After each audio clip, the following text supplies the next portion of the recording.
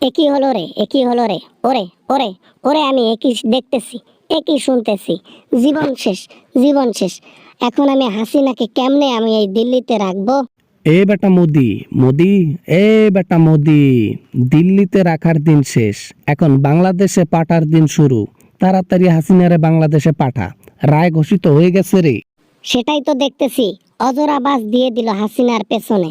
কি আর করার, আমিও সিস্টেমে এখন তাকে বাংলাদেশে পাঠাবো। একজন এই এই অন্যায়কারীকে আমি আর জায়গায় দেব না। এতদিন তাহলে লুটে পুটে খাইলি, হ্যাঁ, শেষ করে দিলি, হ্যাঁ, আম খাইয়া এখন আঠিটা বাংলাদেশে পাঠাবি, তাই না?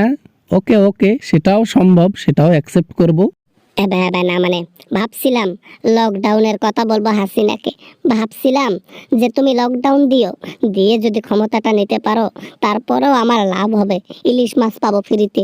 শেষে কি হলো দেখ, দেখ, অন্যায়কারীর কখনো শাস্তি মিস হয় না। আল্লাহ তাআলা ছাড় দেয় তার মানে এই নয় যে শাস্তি হবে না, শাস্তি হবে, আমরা খুশি।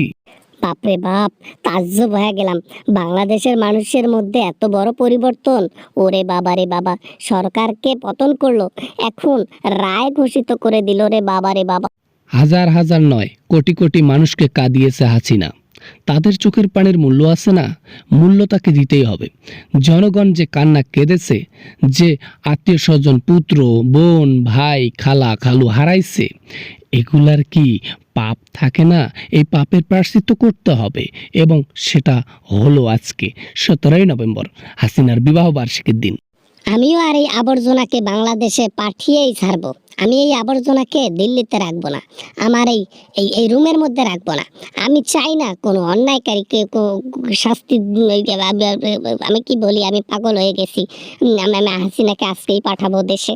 কি ব্যাপার মোদিজি, কি ব্যাপার? আরে, হাসিনার রায় ঘোষিত হয়েছে, আপনি পাগল হচ্ছেন কেন? এমন মনে হচ্ছে যেন হাসিনার জায়গায় আপনি আছেন। কেন হাসিনাকে হারার ভয়? ওকে আমি কত ভালোবাসি, ভালোবাসার মানুষকে হারিয়ে ফেলে এখন পাগল প্রায় আমি। কি আর করার, বাস্তবতা মেনে নিতেই হবে।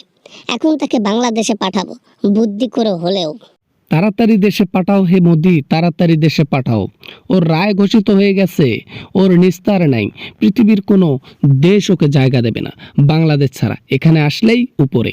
বাবা না মানে বাবা, কত কি প্ল্যান করে রাখছিলাম যে হাসিনা একবার যদি ক্ষমতা নিতে পারে, এইবার পুরো দেশটাকে দখল করে নেব, পুরো দেশটাকে লিখিত করে নিব, কিন্তু সে সুযোগ হলো না।